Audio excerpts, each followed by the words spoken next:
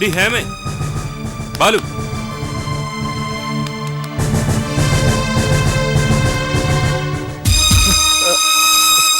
ഹേമേ,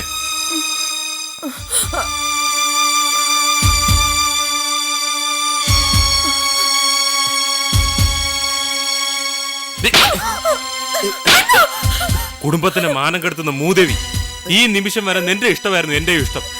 നിനക്ക് ഞാൻ അമിതമായ സ്വാതന്ത്ര്യം തന്നു, അതിന്റെ ഫലം ഞാൻ അനുഭവിച്ചു. രാകേഷ്, നീ എന്തിനാ ഹേമ അടിക്കുന്നത്? ഹേമ, നീ എപ്പോഴാ വന്നത്? എന്താ ബാലു ഇങ്ങനെ പെരുമാറുന്നത്? നമ്മൾ രണ്ടും ഒരുമിച്ചല്ലേ വന്നത്?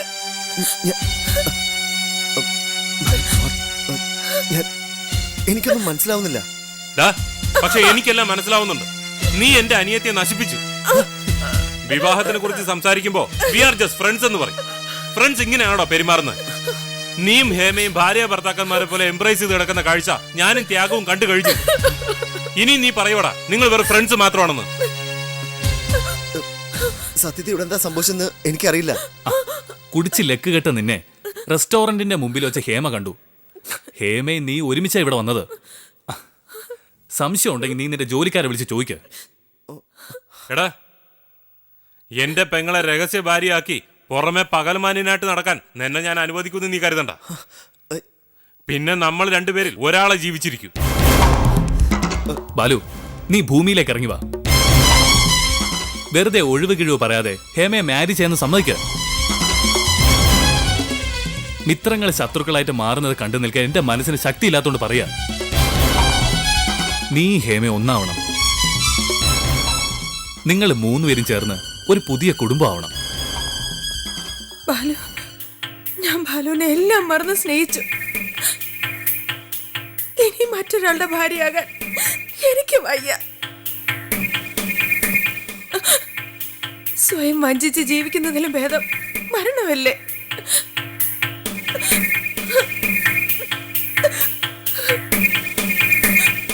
എന്നെ രക്ഷിക്കും ബാലു. അണ്ണൻ ഇനി എന്നെ വീട്ടിൽ കയറ്റോ? മറ്റാരെങ്കിലും എന്നെ വിവാഹം കഴിക്കോ? അങ്ങനെ സംഭവിച്ചാൽ തന്നെ എനിക്ക് അയാളെ സ്നേഹിക്കാൻ കഴിയോ? എന്നെ ഉപേക്ഷിക്കരുത് ബാലു.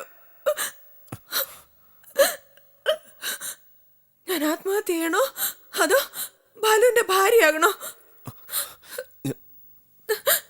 പറയൂ, ഞാൻ എന്ത് ചെയ്യണം? ഇനി നീ ആയി നിന്റെ പാടായി. ബാലു നിന്നെ സ്വീകരിക്കുന്നില്ലെങ്കിൽ നീ തെരുവിലേക്ക് ഇറങ്ങിക്കോ, അതാ നല്ലത്. അവിടെയാണ് നിന്നെ പോലെയുള്ളവർക്ക് സ്ഥാനം. ത്യാഗു, നീ വാ, നമുക്ക് പോവാം.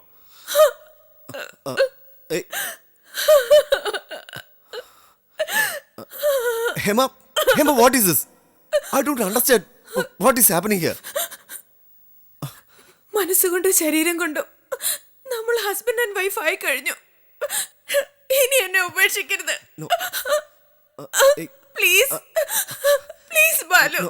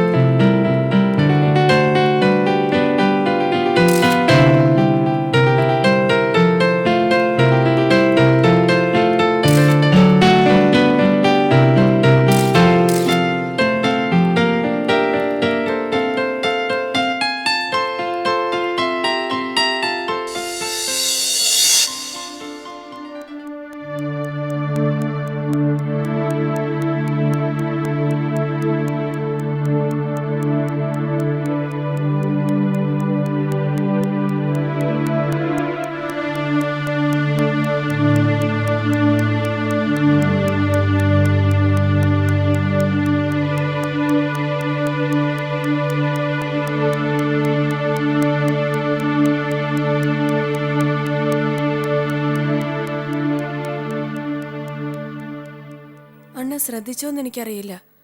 താലി കെട്ടുന്ന സമയത്ത് പോലും ബാലുവിന്റെ മുഖം വീർത്ത് കെട്ടിയിരുന്നു. ഫോട്ടോയ്ക്ക് പോസ് ചെയ്യുമ്പോൾ മറ്റുള്ളവരെ ബോധ്യപ്പെടുത്താൻ വേണ്ടിയെങ്കിലും ഒന്ന് ചിരിക്കണ്ടേ? അതും ഉണ്ടായില്ല. ഈ ആദ്യ രാത്രിയിൽ ബെഡ്റൂമിൽ ഞങ്ങൾ രണ്ടുപേരും മാത്രമാവുമ്പോൾ എങ്ങനെയായിരിക്കും ബാലുവിന്റെ സമീപനം? ഞാനും അണ്ണനും ത്യാഗണ്ണനും ചേർന്ന് അദ്ദേഹത്തെ ട്രാപ്പിലാക്കുകയായിരുന്നെന്ന കാര്യം ബാലുവിന്റെ മനസ്സിലുണ്ട്, തീർച്ച. സംശയത്തിന്റെ ഒരു തരി അവന്റെ മനസ്സിൽ കണ്ടേക്കാം. നല്ല വാക്കുകൊണ്ടും നല്ല പെരുമാറ്റം കൊണ്ടും ക്ഷമ കൊണ്ടും നീ അതങ്ങ് കഴുകിക്കളയണം. മോളെ, നിന്റെ കഴുത്തിൽ കിടക്കുന്നത് ബാലു കെട്ടിയ താലിയാണ്. ചതുരുപായങ്ങളും പ്രയോഗിച്ചാണ് ഞാനിത് സാധിച്ചെടുത്തത്. ഇനിയെല്ലാം നിന്റെ കയ്യിലാ. നൃത്തം ചെയ്യുമ്പോൾ ഒരിക്കൽ പോലും നിന്റെ താളം തെറ്റിയിട്ടില്ലല്ലോ. ഒരു വിധത്തിൽ ദാമ്പത്യവും ഒരു നൃത്തമാണ്. താളം തെറ്റാതെ നോക്കേണ്ടത് നിന്റെ ജോലിയാണ്. അറിയാം, അതുകൊണ്ടാ ഈ ഭയം. ഭയോ? നിനക്കോ? അങ്ങനെ ചിന്തിക്കുന്നത് പോലും എനിക്ക് നിനക്ക് നാണക്കേടാണ്. പിന്നെ ഒരു കാര്യം, വരൻ പൂവും മണപ്പിച്ച് മുറിയിൽ കാത്തിരിക്കുമ്പോൾ തല കുനിച്ച് ഇല്ലാത്ത നാണം അഭിനയിച്ച് കയ്യിൽ പാല് നിറച്ച ഗ്ലാസുമായിട്ട് കടന്നു വരുന്ന ആ പഴയ സമ്പ്രദായങ്ങളൊന്നും ഈ വീട്ടിൽ വേണ്ട. ബാലുവിനെ കോയമ്പത്തൂരിലെ ഇൻഡസ്ട്രിയലിസ്റ്റ് പൊതിഞ്ഞിരിക്കുക. നീ ബെഡ്റൂമിൽ പോയി കാത്തിരിക്കുക. അവൻ വൈകിയേ വരൂ. കുടിച്ച് ലക്ക് കേട്ട ബോറന്മാരെ ഓരോരുത്തരെയായിട്ട് അവരവരുടെ കാറുകളിൽ കയറ്റിയിരുത്തി പറഞ്ഞു വിടേണ്ടത് ഇനി എൻ്റെ ജോലിയാണ്. അപ്പോൾ പറഞ്ഞതല്ല ഓർമ്മയുണ്ടല്ലോ. നീ ധൈര്യമായിട്ടിരിക്കടി.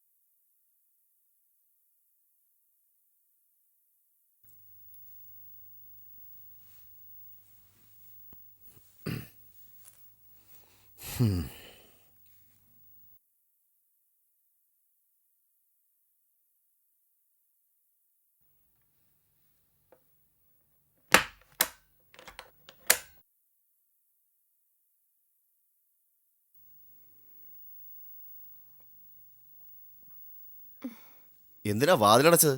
വാതിലടച്ച് കുറ്റിയിടാതെ കട്ടിലിൽ കെട്ടിപ്പിടിച്ച് കിടക്കുന്ന പതിവല്ലേ നമ്മുടേത്. അതുകൊണ്ട് കഥക് തുറന്നിട്ടുള്ളൂ. ഹേമയും ഞാൻ അടുത്തിടപഴകി, വളരെ ഫ്രീ ആയി പെരുമാറി, സത്യമാണ്. പക്ഷെ എന്നെങ്കിലും നമ്മൾ ശാരീരികമായി ബന്ധപ്പെട്ടിട്ടുണ്ടോ? അതിനെപ്പോഴെങ്കിലും ഞാൻ ഹേമയെ നിർബന്ധിച്ചിട്ടുണ്ടോ? ഇല്ല. ഹേമയോടൊന്നല്ല, ഒരു പെണ്ണിനോട് ഞാൻ അങ്ങനെ പെരുമാറിയിട്ടില്ല. കാരണം എന്താണെന്നോ?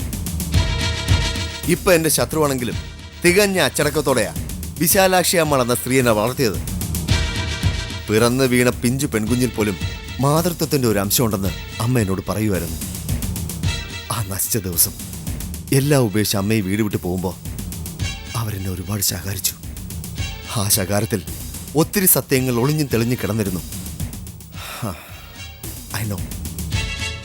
എല്ലാം തുടങ്ങിയത് എൻ്റെ അച്ഛനിൽ നിന്നാണ്. വിശാലാക്ഷി അമ്മ അഭയം തേടി വന്നൊരു സ്ത്രീയാണ്. അതുകൊണ്ട് ഈ വലിയ വീടും ഇവിടെയും ബാംഗ്ലൂരിലുള്ള ഗസ്റ്റ് ഹൗസുകളും കമ്പനിയും എല്ലാം എൻ്റേതാണെന്നുള്ള ചിന്ത എന്നിൽ പുകയാൻ തുടങ്ങിയത് ഞാൻ ശാരീരികമായി വളർന്നതിൽ പിന്നെയാണ്.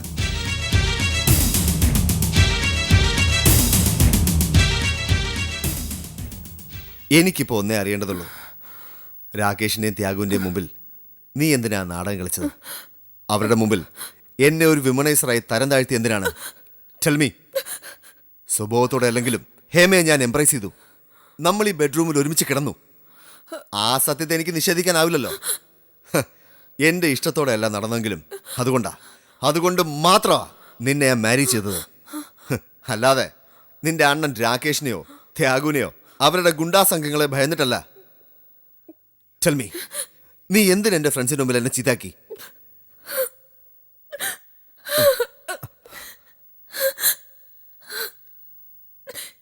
എനിക്ക് മാപ്പ് തരണം. ഞാൻ വളരെ വലിയ തെറ്റ് ചെയ്തു. നമ്മൾ തമ്മിൽ ഫിസിക്കൽ റിലേഷൻ ഉണ്ടെന്ന് അണ്ണനെ ധരിപ്പിച്ചു. എല്ലാം എനിക്ക് ബാലുവിനോടുള്ള ആത്മാർത്ഥത കൊണ്ടും ഹൃദയം കവിഞ്ഞൊഴുകുന്ന പ്രണയം കൊണ്ട് സംഭവിച്ചതാണ്. ബാലുവിനെ എന്റെ സ്വന്തമാക്കാൻ വേണ്ടി ഞാൻ അന്നോണ പറഞ്ഞു. ഈ നിധി എനിക്ക് തന്നെ കിട്ടണമെന്നുള്ള മോഹം, സ്വാർത്ഥത, മറ്റാരെങ്കിലും എന്റെ കൺമുമ്പിലൂടെ ബാലുവിനെ തട്ടിക്കൊണ്ടു പോകുമെന്നുള്ള ഭയം. മറ്റാരെങ്കിലും ബാലു വിവാഹം കഴിച്ചിരുന്നെങ്കിൽ തീർച്ചയായും ഞാൻ ആത്മഹത്യ ചെയ്തേനെ.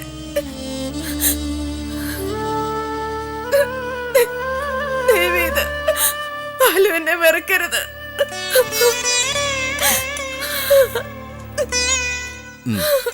മതി കരഞ്ഞത്. I can understand your feelings. എഴുന്നേൽക്ക്.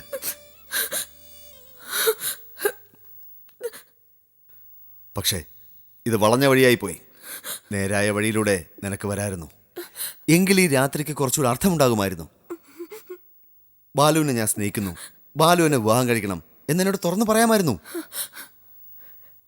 തമ്മിൽ ആദ്യമായി കണ്ടുമുട്ടുന്നതിനും വളരെ മുമ്പ് തന്നെ ഈ മുഖം എന്റെ മനസ്സിൽ കയറി കൂടിയിരുന്നു. ഞാൻ പറഞ്ഞിട്ടില്ലേ, ലേഡീസ് ക്ലബിൽ ഞങ്ങളുടെ സംസാര വിഷയങ്ങളിലൊന്ന് ബാലു എന്ന ബാലസുബ്രഹ്മണ്യമായിരുന്നു. എല്ലാവരും ചേർന്ന് ബാലുവിനെ വാഴ്ത്തുമ്പോൾ ഞാൻ കൊതിച്ചു പോയി. ഈശ്വര, ബാലുവിനെ എനിക്ക് കിട്ടിയിരുന്നെങ്കിൽ എന്ന്. എത്ര എത്ര കോവിലുകളിൽ കയറി ഇറങ്ങി, എന്തെന്ത് വഴിപാടുകൾ കഴിച്ചു. എൻ്റെ പ്രണയം പല രീതികളിൽ, പല ഭാവങ്ങളിൽ ഞാൻ ബാലുവിനെ അറിയിച്ചു. ബാലു നോട്ടം കൊണ്ടും കള്ളച്ചിരി കൊണ്ടും എന്നെ പ്രോത്സാഹിപ്പിച്ചപ്പോൾ ബാലുവിന് എന്നോട് പ്രേമമാണെന്ന് ഞാൻ വിശ്വസിച്ചു.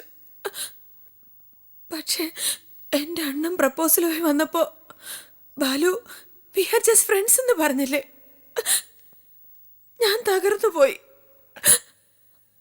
അതുകൊണ്ടാ അന്ന് ബാലു അറിയാതെ ബാലുവിൻ്റെ കട്ടിൽ വന്ന് കിടന്നത്.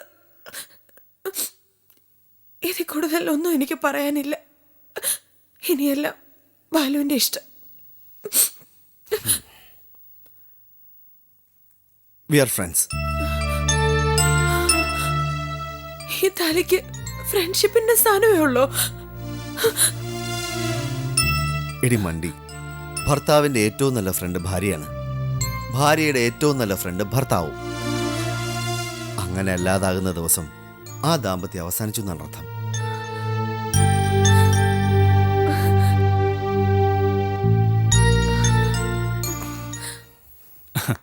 നവദമ്പതികൾ എങ്ങനെ ഇരിക്കുന്നു? പൊട്ടിത്തെറി വല്ലതും ഉണ്ടായോ? ഫസ്റ്റ് നൈറ്റിൽ ബാലു അല്പം പരിഭവം കാണിച്ചു എന്ന് ഹേമ പറഞ്ഞു. അത് സ്വാഭാവികമല്ലേ? ആ, അങ്ങനെ ബാലുവിനെ കൈപ്പിടിയിൽ ഒതുക്കാൻ നിന്റെ പെങ്ങൾക്ക് കഴിഞ്ഞു. അത്ര കടുപ്പിച്ചൊന്നും പറയാറായിട്ടില്ല. ആദ്യം ബാലു അവളോട് ലേശം മുഷിഞ്ഞ് സംസാരിച്ചു. അവനെ നഷ്ടപ്പെടുമെന്ന് ഭയന്നാണ് താൻ ഈ തെറ്റ് ചെയ്തതെന്ന് അവൾ കരഞ്ഞു പറഞ്ഞപ്പോൾ ബാലു തണുത്തു.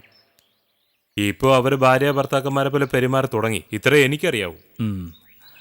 കമ്പനിയുടെ ഡയറക്ടർ ബോർഡ് പുനഃസംഘടിപ്പിക്കുന്ന കാര്യം രാകേഷ് ബാലുവിനോടൊന്ന് സൂചിപ്പിക്കണം. അല്ല, നീ നേരിട്ട് പറയണ്ട, എല്ലാം ത്രൂ പ്രോപ്പർ ചാനൽ മതി. നീ ഹേമയോട് പറയണം. ഹേമ തക്കം നോക്കി അത് ബാലുവിന്റെ മുമ്പിൽ പ്രസന്റ് ചെയ്യണം.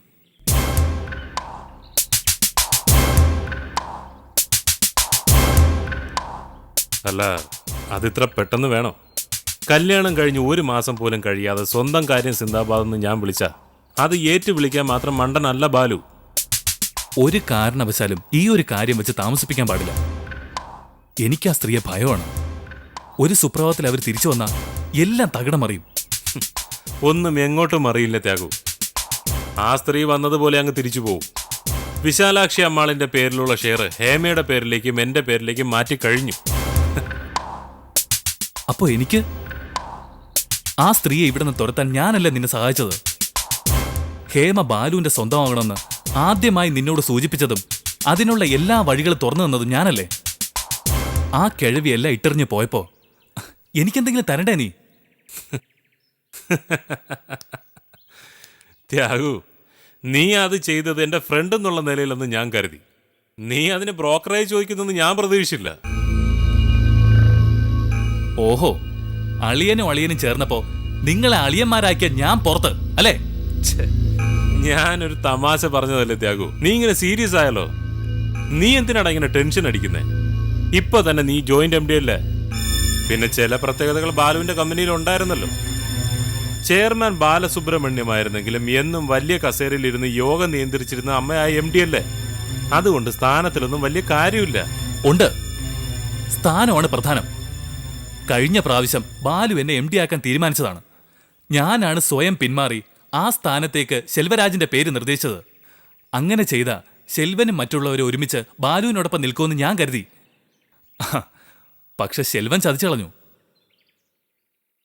അല്ല, നീ എന്താ ആഗ്രഹിക്കുന്നത്? രാകേഷ് വാക്ക് പാലിക്കണം. എന്നെ കമ്പനിയുടെ മാനേജിംഗ് ഡയറക്ടർ ആക്കണം.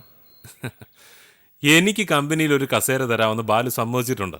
എന്റെ പൊളിറ്റിക്കൽ റിലേഷൻസ് കമ്പനിക്ക് പ്രയോജനപ്പെടുമെന്ന് ബാലു കരുതുന്നു. ഓഫ് കോഴ്സ്, നീ തീർച്ചയായിട്ടും ഡയറക്ടർ ബോർഡിൽ വേണം.